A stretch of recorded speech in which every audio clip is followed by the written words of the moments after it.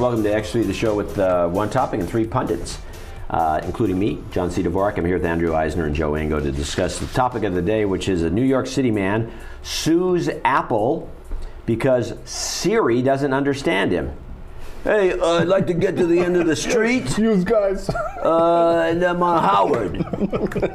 So, yeah, what's the story? I think it's about time. I mean, you know, these things, I stopped using Siri. Weren't you a fan of it when it first came out? It sounded good, you know, and I got sucked into all the hype too, and they're still hyping it. And look, it was that good so that they even put it in the iPad, you know, that's how good it was.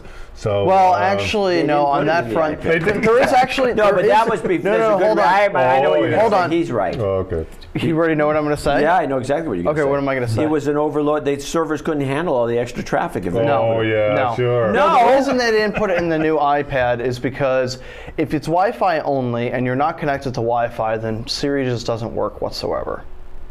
I think that's the major reason why they didn't do it. Oh, that's not what I heard. So they couldn't put it in the 4G That's what I suspect. How can they put it on the phone then? Yeah. Is the phone only with Wi-Fi that Siri works? Yeah, but so if you're standing in the street, you always have a cellular connection. In theory, you should always have a cellular connection. Yeah. But with a phone, in theory, you should always have a connection. Yeah. Look, it was overhyped, you know. So you're saying that, okay, I know what you're saying. It's a great idea, but you know, these things never work right. They've never worked in the history of computing. In the history they always work with one guy. Dragon, naturally speaking. There's always some guy with a perfect voice. Exactly. And you can talk to anything. Yeah. But my voice doesn't have any mid-range, so I have nothing but trouble with these things because the mics are too cheap to pick up my, the high and low end of my voice. Yeah. And I've never had good luck with any of these voice recognition systems. Yeah. And I can enunciate. Yeah, I mean, I started using Siri again because I kind of forgot about it for a little while, and then when we were talking on the show recently, so I've started trying to use it again recently, and every once in a while, it was like I had to place an order for whatever the hell it was. I was like, okay, place an order for XYZ at 5 o'clock, and then it says, here's your reminder, do you want to place an order for blank at 5 o'clock?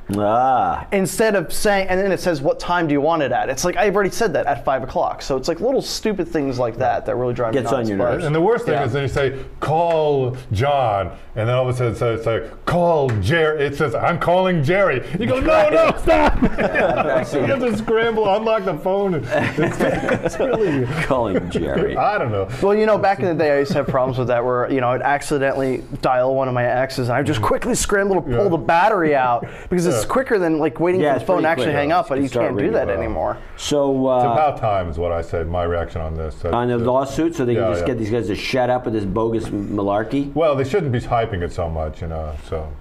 Well, I mean, it is technically a beta.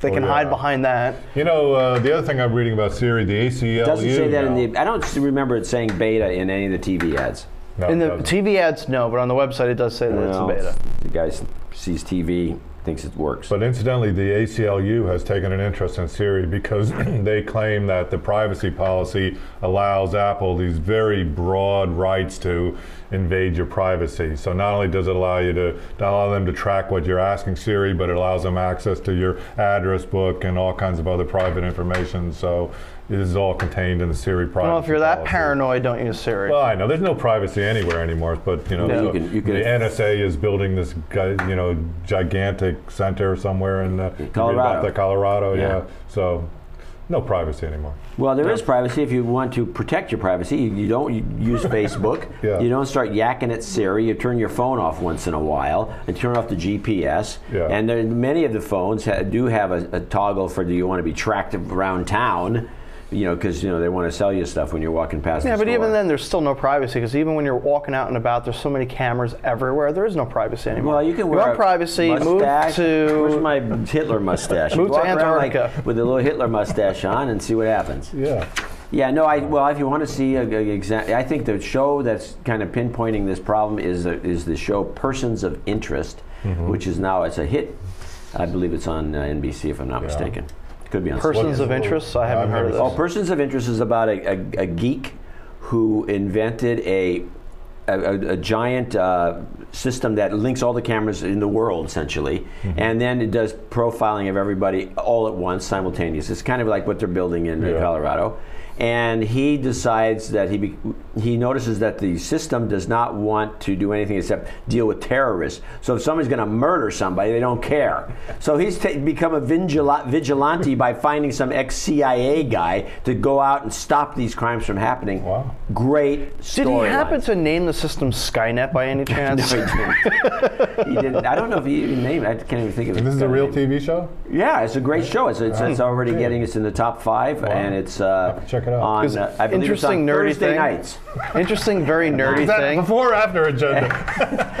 Watch our show first, and then you can watch this. The total nerdy thing, like comic book guy level. In the Terminator lore, the Skynet actually tied into all the cameras from all the traffic cameras to monitor humans. Yeah, that's what this does. Yeah, so that's why I made the Skynet And this joke. is the J.J. Abrams, along with Christopher Nolan, the guy from Inception and Abrams, these two guys. You know, they can't not make a hit with the combination. Well, I'll definitely have to look out for that. I'm surprised you haven't followed it.